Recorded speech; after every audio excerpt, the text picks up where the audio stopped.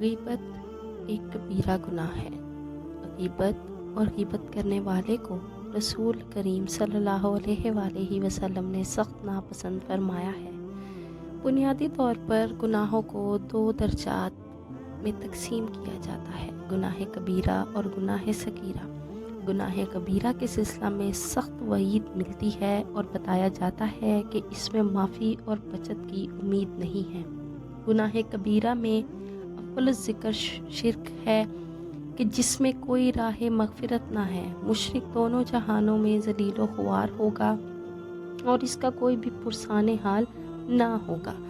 اللہ تعالی ہم سب کو اس کبیرہ گناہ سے بچنے کی توفیق عطا فرمائے، آمین ثم آمین۔ جبکہ غیبت کا شمار بھی گناہ کبیرہ میں ہی آتا ہے اور اس حوالہ سے اس قدر ممانعت ہے کہ عام زندگی میں اس کا تصور بھی محال ہے۔ اللہ اور اس کے محبوب نے غیبت کو پسند نہیں کیا اور غیبت کا شمار بھی گناہ کبیرہ میں ہی آتا ہے۔ اس حوالہ سے قرآن کریم میں ارشاد ہے کہ اے ایمان والو، بہت بدگمانیوں سے بچو اور یقین مانو کہ بعض بدگمانیاں بہت بڑا گناہ ہے، اور بھید نہ ٹٹولا کرو، نہ تم کسی کی غیبت کرو۔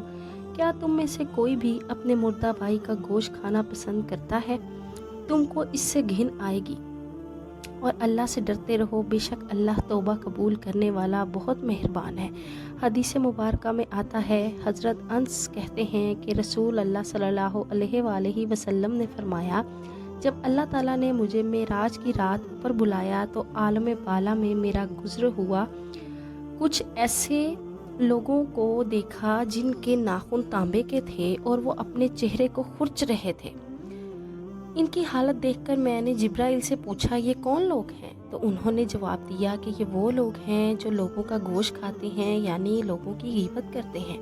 ان کی عزت و آبرو کے پیچھے پڑے رہتے ہیں۔ اللہ تعالی ہم سب کو اس گناہ سے بچنے کی توفیق دے، آمین ثم آمین۔ ایسی مزید اسلامک انفارمیشن کے لیے میرے چینل کو سبسکرائب کریں اور بیل آئیکن کو پریس کریں۔